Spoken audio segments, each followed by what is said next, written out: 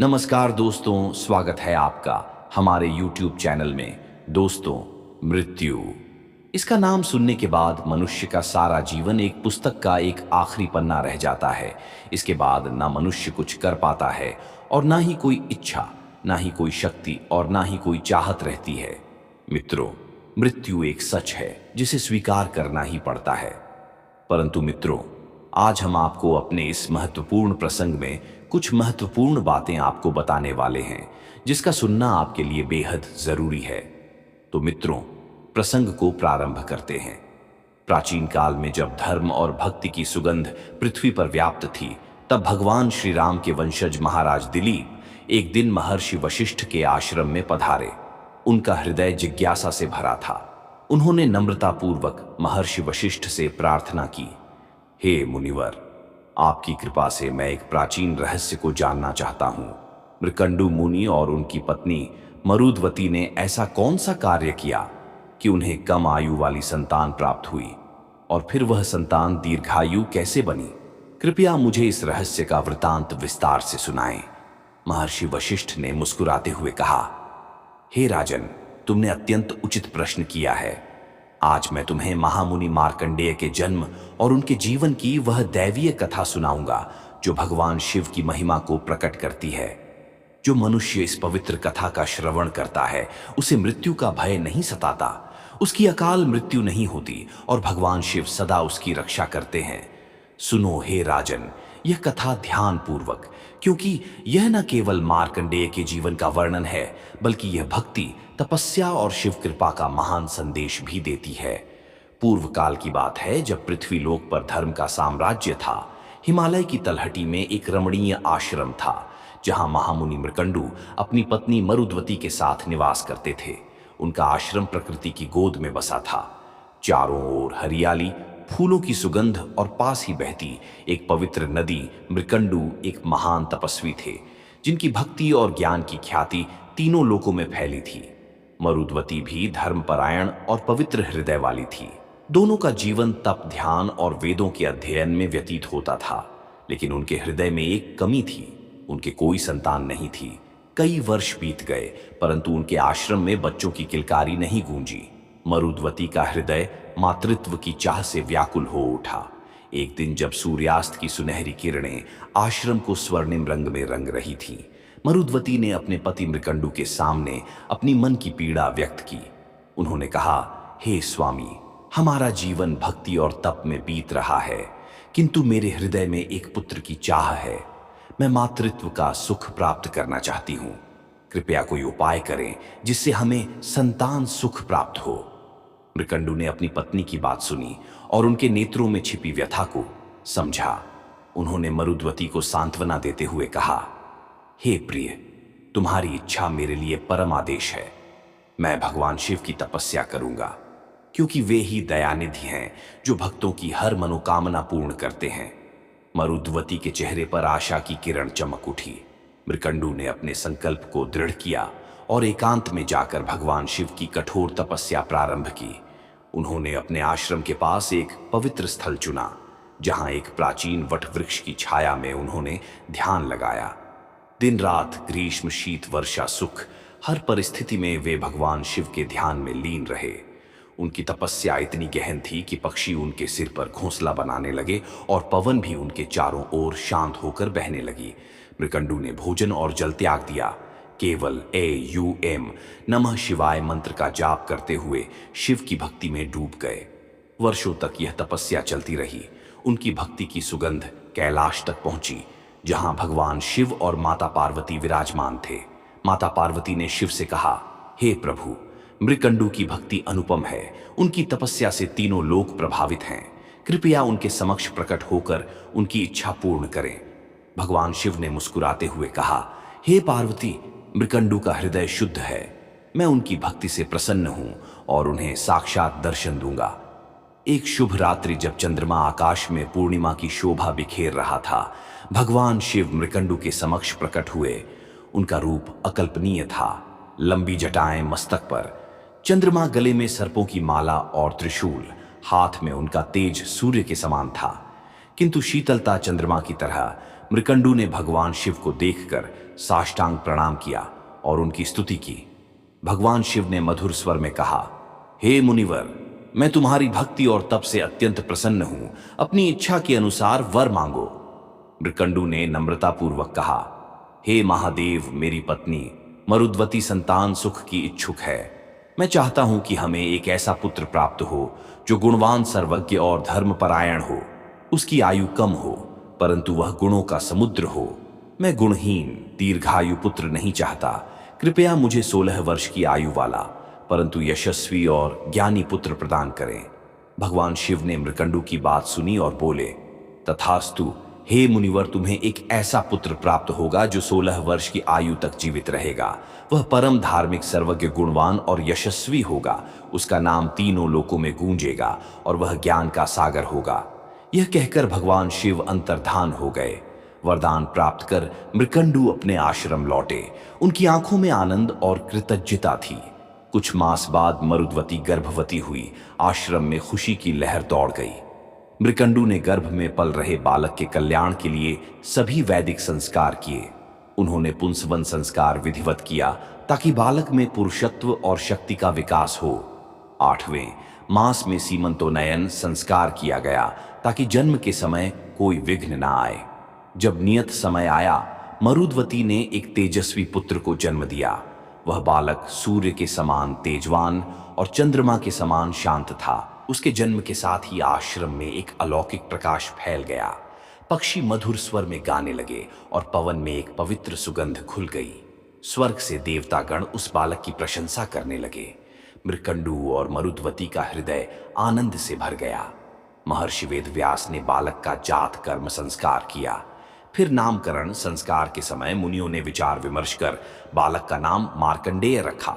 आश्रम के आसपास के गांवों में यह समाचार फैल गया और लोग उस बालक को देखने आए। सभी आश्चर्यचकित थे क्योंकि मार्कंडेय का तेज और सौंदर्य असाधारण था। लोग कहने लगे, यह बालक साक्षात शिव का अंश प्रतीत होता है। इसके अंगों में दया लक्षण है। मार्कंडेय का बचपन आश्रम की शांति में बीता। 6ठे मास में उनका अन्नप्राशन संस्कार हुआ और 2.5 वर्ष की आयु में चूड़ाकर्म और कर्णवेद संस्कार किए गए। 5 वर्ष की आयु में मृकंडू ने मार्कंडेय का यज्ञोपवीत संस्कार किया और उन्हें वेदों की शिक्षा देना शुरू किया। मार्कंडेय की बुद्धि अत्यंत तीव्र थी। उन्होंने अपने गुरुओं से वेद, उपनिषद और शास्त्रों का गहन अध्ययन किया। उनकी स्मरण शक्ति और ग्रहण क्षमता ऐसी थी कि गुरुजन भी आश्चर्यचकित रह जाते। मार्कंडेय ने न केवल शास्त्रों का ज्ञान प्राप्त किया, बल्कि ध्यान, योग और भक्ति में भी पारंगत हो गए। उनके गुरु कहते थे, यह बालक साधारण नहीं है, इसके हृदय में शिव की भक्ति बसी है। मार्कंडेय का व्यवहार इतना विनम्र और सौम्य था कि आश्रम के सभी प्राणी, पक्षी, पशु और मनुष्य उससे प्रेम करते थे। समय पंख लगाकर उड़ता है और मार्कंडेय की आयु धीरे धीरे 16वें वर्ष में प्रवेश कर गई। जैसे जैसे वह दिन निकट आया, मृकंडू और मरुद्वती के हृदय में शोक का सागर उमड़ने लगा। उन्हें भगवान शिव का वरदान याद था, मार्कंडेय की आयु केवल 16 वर्ष होगी। मृकंडू, जो एक महान तपस्वी थे, अपने पुत्र के लिए शोक में डूब गए। उनकी आंखें आंसुओं से भर गई और वे एकांत में बैठकर विलाप करने लगे। मार्कंडेय ने अपने पिता को इस अवस्था में देखा। उनका हृदय करुणा से भर गया। उन्होंने नम्रतापूर्वक पूछा, हे पिताश्री, आप इतने दुखी क्यों हैं? कृपया मुझे अपने शोक का कारण बताएं। मृकंडू ने गहरी सांस ली और आंसुओं को रोकते हुए कहा, हे पुत्र, भगवान शिव ने मुझे वरदान दिया था कि तुम 16 वर्ष की आयु तक जीवित रहोगे। अब वह समय निकट है, तुम्हारी मृत्यु का समय आ गया है। यह सुनकर मार्कंडेय के चेहरे पर कोई भय नहीं आया। उन्होंने शांत स्वर में कहा, हे पिताश्री, आप शोक ना करें। भगवान शिव दयालु हैं। मैं उनकी शरण में जाऊंगा और ऐसी तपस्या करूंगा कि मृत्यु को भी परास्त कर दूंगा। जो भक्त शिव की भक्ति में लीन रहता है, उसे काल भी नहीं छू सकता। उनकी बात सुनकर मरुद्वती ने कहा, हे पुत्र, तुम सही कहते हो। भगवान शिव ही तुम्हारा कल्याण करेंगे। वे कालों के भी काल हैं। समुद्र मंथन के समय उन्होंने हलाहल विषपान कर तीनों लोगों को बचाया था। तुम उनकी शरण में जाओ। मार्कंडेय ने अपने माता पिता की आज्ञा ली और दक्षिण दिशा में समुद्र तट की ओर प्रस्थान किया। वहां एक शांत और पवित्र स्थान पर, जहां समुद्र की लहरें मधुर स्वर में गाती थीं, उन्होंने एक शिवलिंग की स्थापना की। इस शिवलिंग का नाम उन्होंने अपने नाम पर मार्कंडेश्वर रखा। मार्कंडेय दिन रात भगवान शिव की पूजा में लीन हो गए। वे प्रातः, मध्याह्न और सायंकाल स्नान कर शिवलिंग पर बिलपत्र, पुष्प और जल अर्पित करते। वे मृत्युंजय मंत्र का जाप करते और शिव की स्तुतियों का पाठ करते।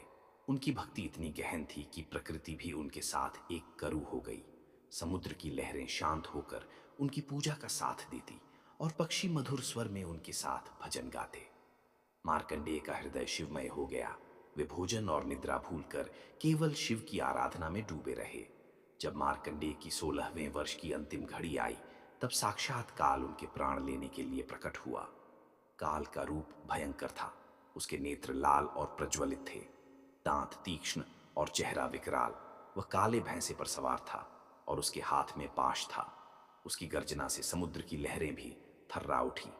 काल ने मार्कंडेय से कहा, हे बालक, तुम्हारी आयु समाप्त हो चुकी है। मैं तुम्हारे प्राण लेने आया हूं, मेरे साथ चलो। मार्कंडेय ने काल को देखा, किंतु उनके चेहरे पर भय की एक रेखा भी नहीं उभरी। उन्होंने शांत स्वर में कहा, हे काल, मैं भगवान शिव के मृत्युंजय मंत्र का जाप कर रहा हूं।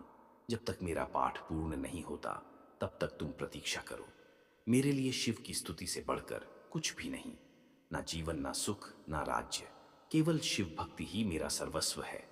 काल ने क्रोध में गर्जना की, हे मूर्ख बालक, तुम्हें क्या लगता है मैंने असंख्य राजाओं, तपस्वियों और ब्राह्मणों को अपने पाश में बांधा है। मृत्यु से कोई नहीं बच सकता।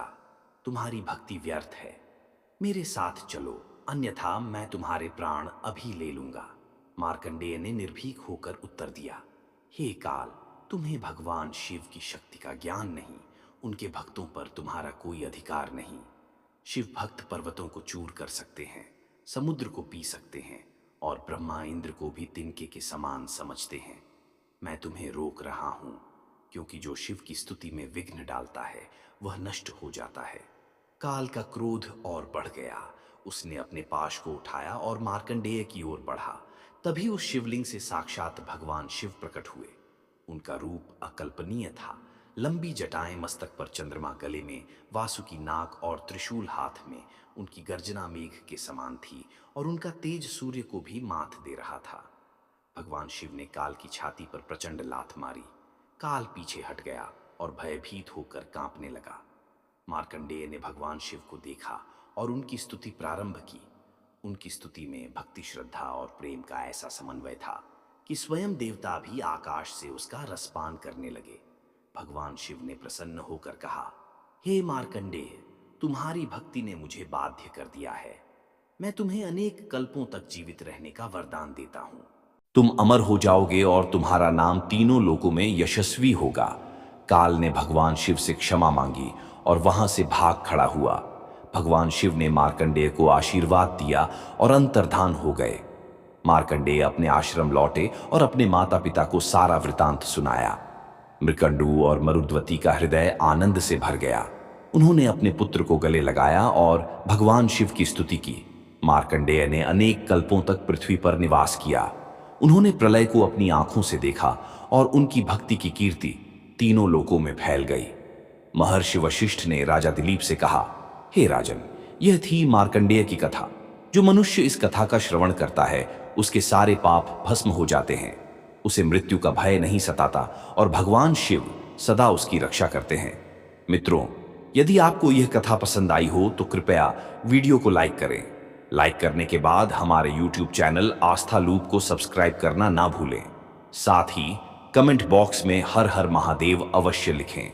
दोस्तों, इस कथा को अंत तक देखने के लिए आप सभी का हृदय से धन्यवाद।